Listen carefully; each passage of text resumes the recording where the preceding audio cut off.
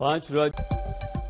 नमस्कार, आप देख रहे हैं आज तक। आपके साथ मैं हूं सईद अंसारी। हमारे देश में तीसरी लहर कोरोना की चल रही है। कोरोना का संक्रमण इस बार किसी सुनामी की तरह आया है। इस चेन को तोड़ने के लिए जहां एक तरफ वीकेंड कर्फ्यू और नाइट कर्फ्यू देश के विभिन्न राज्यों में लगाए जा रहे हैं, तो वहीं दूसरी तरफ जबरदस्त मनमानी भी आप और हम यानी कि देश की जनता कर रही है। आस्था और चुनाव के नाम पर यह लापरवाही हमें भारी पड़ सकती है, इसका अंदाजा अभी हमें नहीं है।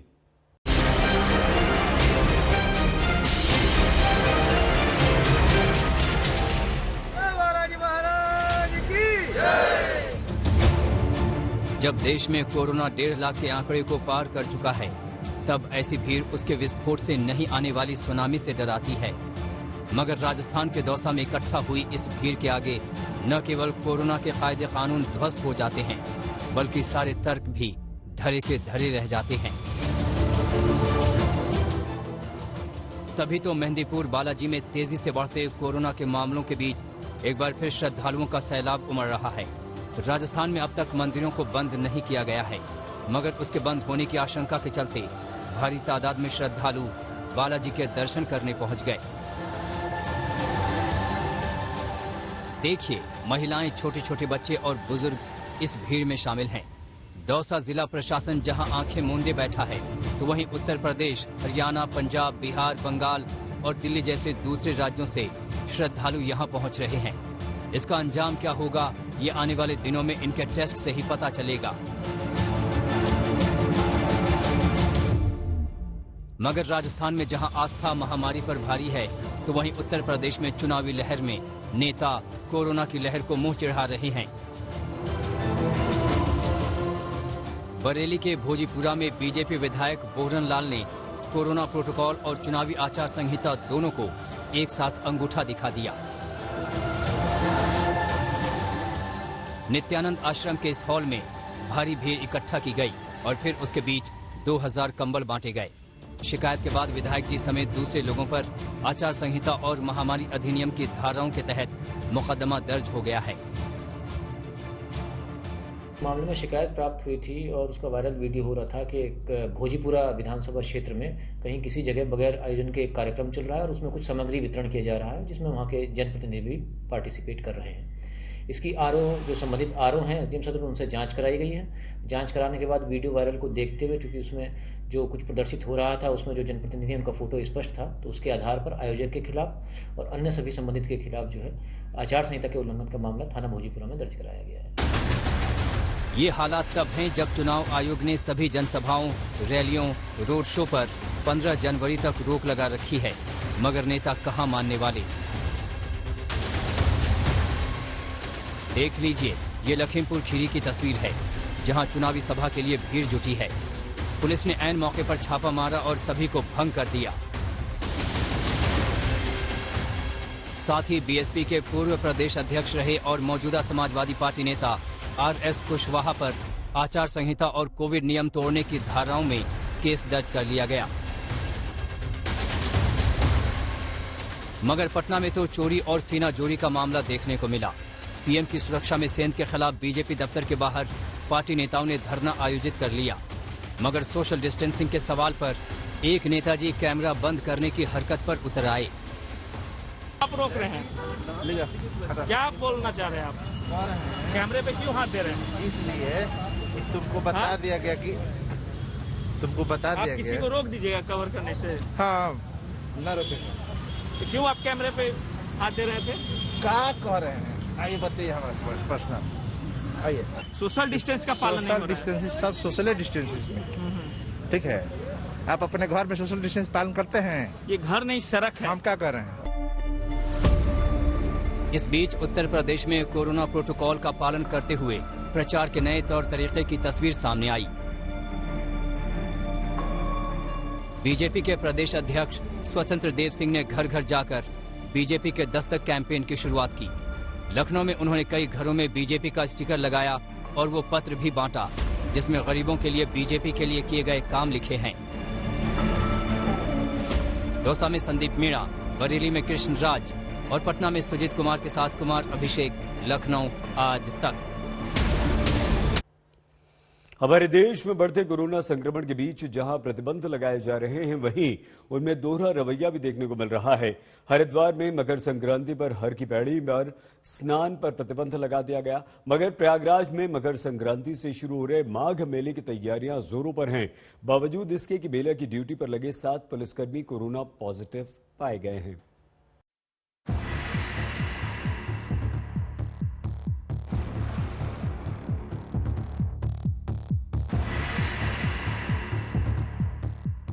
बीते 24 घंटे में राहत भरी खबर आई है। देश में कोरोना की रफ्तार थोड़ी कम हुई है, मगर ये पाबंदियों का नतीजा है या टेस्ट कम किए हैं, ये बड़ा सवाल है। मगर पाबंदियों को लेकर जरा सी भी कोताही कितनी खतरनाक हो सकती है, ये दूसरी लहर में देश देख चुका है। लिहाजा उत्तराखंड में हरिद्वार जिला प्रशासन ने मकर संक्रांति यानी 14 जनवरी के मौके पर गंगा में स्नान पर बैन लगा दिया है। हर की पौड़ी पर आवाजाही को नियंत्रित कर दिया गया है, जबकि 14 जनवरी को रात 10 बजे से सुबह 6 बजे तक के लिए नाइट कर्फ्यू भी लगा दिया गया। वहीं दूसरी तरफ प्रयागराज में माघ मेला तमाम इंतजामों के बीच आयोजित किया जा रहा है, मगर मेले की शुरुआत से पहले ही ड्यूटी पर तैनात 7 पुलिसकर्मियों के कोरोना पॉजिटिव पाए जाने से हड़कंप मच गया है। सारे पुलिसकर्मियों का लगातार हम लोग कोविड टेस्ट करा रहे हैं। उसी क्रम में हमारे 7 पुलिसकर्मी कोविड पॉजिटिव पाए गए हैं। यदि अब उनको माइल्ड सिम्टम्स हैं, सर्दी जुकाम की शिकायत है, फिर भी उनको कोविड प्रोटोकॉल का पालन करते हुए आइसोलेट कर दिया गया है। और लगातार हम लोग इस पर नजर रख रहे हैं कि न तो कोई पुलिसकर्मी संक्रमित हो और न यहाँ पर आने वाले शरणार्थी और अन्य किसी कारण से संक्रमित हो। तो जिस उत्तर प्रदेश में रैलियों पर पाबंदी है, नाइट कर्फ्यू लगा है, जिस प्रयागराज स्थित इलाहाबाद हाईकोर्ट में वर्चुअल सुनवाई हो रही है, वहीं संक्रमण के बीच प्रयागराज में माघ मेला आयोजित कराया जा रहा है। प्रशासन का दावा है कि उसने कोविड से बचाव की पूरी तैयारी कर ली है। उसके मुताबिक घाटों की संख्या बढ़ाकर 24 की गई। वहीं एक जगह पर भीड़ इकट्ठा न हो, इसके लिए एंट्री पॉइंट भी बढ़ाकर 16 किए जा चुके हैं। हर गेट पर कोविड हेल्प डेस्क होगा, लोगों को मास्क बांटे जाएंगे, थर्मल स्कैनिंग के बाद एंट्री मिलेगी और पब्लिक एड्रेस सिस्टम से उन्हें जागरूक किया जाएगा। नाविकों और स्टाफ का कोरोना टेस्ट किया जाएगा। प्रयागराज का माघ मेला हरिद्वार में पिछले साल हुए कुंभ मेला के आयोजन की याद दिलाता है, जिस पर गंभीर सवाल खड़े किए गए थे। उसे दूसरी लहर में हुए कोरोना विस्फोट के लिए जिम्मेदार ठहराया गया था। पीएम मोदी ने भी उसके समापन की अपील की थी। उधर वाराणसी में मकर संक्रांति पर गंगा स्नान को लेकर असमंजस बरकरार है। 1000 से ज्यादा मामले आने के बाद वहां पाबंदियां लागू कर दी गई हैं। गंगा आरती भी सांकेतिक तौर पर हो रही है, जिसमें सिर्फ 1 शास्त्री शामिल हो रहे हैं। पहले 7 शास्त्री गंगा आरती किया करते थे, वहीं शाम 4 बजे के बाद घाटों की ओर जाने पर पाबंदी है। उत्तर प्रदेश में कोरोना के खिलाफ जंग में नए निर्देश जारी किए गए हैं। इनके मुताबिक हवाई अड्डों, रेलवे स्टेशन, बस अड्डों पर आने वाले यात्रियों की स्क्रीनिंग होगी। उनका एंटीजन टेस्ट करवाया जाएगा और जरूरत पड़ने पर RT-PCR टेस्ट भी करवाया जा सकता है। पॉजिटिव पाए जाने पर उनके इलाज की व्यवस्था की जाएगी। सरकारी और प्राइवेट दफ्तरों में 50% कर्मचारी काम करेंगे। यूपी में बीते 24 घंटे में कोरोना के 8,334 नए मामले सामने आए हैं, मगर सवाल टेस्टिंग पर है। सही आंकड़े उसके बाद ही सामने आएंगे। हरिद्वार में मुदित अग्रवाल और प्रयागराज में शिल्पी सेन के साथ आज तक ब्यूरो। कोरोना की पहली और दूसरी लहर से सबक लेते हुए दिल्ली और मुंबई ने इस बार जरा सी भी ढील नहीं दी। आज दिल्ली में और प्रतिबंध बढ़ा दिए गए, सख्ती कर दी गई। निजी ऑफिसेज दिल्ली में पूरी तरह से बंद कर दिए गए। रेस्टोरेंट और बार्स में खाने पीने पर पूरी तरह से पाबंदी लगा दी गई, उन्हें बंद कर दिया गया।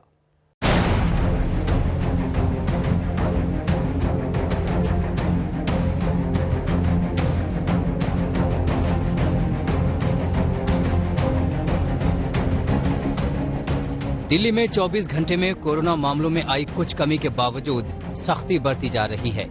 संक्रमण पर लगाम लगाने के लिए DDMA की बैठक में कुछ सख्त कदम उठाए गए। वहीं दिल्ली के मुख्यमंत्री अस्पतालों में इंतजामों का जायजा लेने LNJP अस्पताल पहुंचे। इससे पहले DDMA की बैठक के बाद नई पाबंदियों का ऐलान किया गया। इनके मुताबिक दिल्ली में निजी दफ्तरों को बंद कर दिया गया है। उनमें काम करने वाले घरों से काम करेंगे। जरूरी सेवाओं को पाबंदी से छूट दी गई है। वहीं दिल्ली में रेस्टोरेंट और बार बंद कर दिए गए हैं, हालांकि उनसे खाना ले जाने पर रोक नहीं होगी। सबको ये कहना चाहता हूँ कि ये जो रिस्ट्रिक्शंस हैं, ये रिस्ट्रिक्शंस बहुत बहुत बहुत मजबूरी में लगाने पड़ रहे हैं। मैं समझता हूँ इस वक्त हमारे लिए दोनों को बैलेंस करना बहुत डेलिकेट है। एक तरफ लोगों के रोजगार पे बनी हुई है, अगर आप रिस्ट्रिक्शंस लगा दें तो लोगों के रोजगार पे आ जाती है, और दूसरी तरफ अगर रिस्ट्रिक्शंस ना लगाएं तो आपकी सेहत और आपकी जिंदगी खतरे में पड़ जाती है। मैं आपको यकीन दिलाना चाहता हूं कि रिस्ट्रिक्शंस को जितना जल्दी हो सकेगा हम उठा देंगे। वहीं मुंबई की बात करें तो लगातार बढ़ते मामलों के बीच लता मंगेशकर के कोरोना पॉजिटिव होने की खबर आई। उम्र को देखते हुए उन्हें एहतियातन ब्रिज कैंडी अस्पताल में भर्ती कराया गया है। मुंबई के मेयर की माने तो उन्हें हल्के लक्षण हैं और आईसीयू में डॉक्टर लगातार उनकी निगरानी कर रहे हैं। देश में कोरोना के मामलों की बात करें तो कल के मुकाबले केस कम आए। 10 जनवरी को देश में जहां कोरोना के कुल 1,79,723 मामले सामने आए थे, तो वहीं 11 जनवरी को 1,68,063 नए मामले सामने आए हैं, यानी 6.5% केस कम आए हैं। वहीं महानगरों की बात करें तो दिल्ली में 10 जनवरी को जहां 22,751 नए मामले सामने आए थे, वहीं 11 जनवरी को 19,166 केस आए हैं, यानी यहां भी केस कम हुए हैं। मुंबई की बात करें तो 10 जनवरी को जहां 13,668 नए केस आए, तो वहीं 24 घंटे बाद मामूली कमी के बाद 13,648 नए संक्रमित मिले हैं। हालांकि जानकारों के मुताबिक ज्यादा से ज्यादा टेस्ट से सही आंकड़े आएंगे। वहीं ओमिक्रॉन वेरिएंट की वजह से संक्रमण बेहद तेजी से फैल रहा है। माना जा रहा है कि इसका पीक फरवरी के पहले से दूसरे हफ्ते के बीच आएगा। संक्रमण का प्रसार हुआ है सारे देश में, चाहे वो उत्तर भारत है, पश्चिमी भारत है, पूर्वी भारत है, कलकत्ता, इनमें सब जगह ऐसा लगता है कि ये सारी जो सर्ज है इस समय केसेस की, जो सडनली एक बाढ़ सी आई है, उसका कारण ओमिक्रॉन ही लगता है। संक्रमण की तेजी का अंदाजा इस बात से लगाया जा सकता है कि आम लोगों के साथ साथ खास लोग भी लगातार इसकी चपेट में आ रहे हैं। रक्षा मंत्री राजनाथ सिंह, रक्षा राज्य मंत्री अजय भट्ट कोरोना पॉजिटिव हैं। बीजेपी अध्यक्ष जेपी नड्डा ने भी ट्वीट कर खुद के संक्रमित होने की जानकारी दी। जेपी नड्डा आज यूपी चुनाव को लेकर हो रही बैठक में शामिल होने वाले थे। बिहार और कर्नाटक के मुख्यमंत्री भी कोरोना पॉजिटिव हैं। सौरभ वक्तानिया के साथ पंकज जैन, दिल्ली आज तक। कोरोना बहुत तेजी से बढ़ रहा है। अगला हफ्ता और खतरनाक है। पीक आने वाली है, ये परेशान कर सकती है। अपना प्लीज बहुत ख्याल रखिएगा। देखते रहिए आज तक।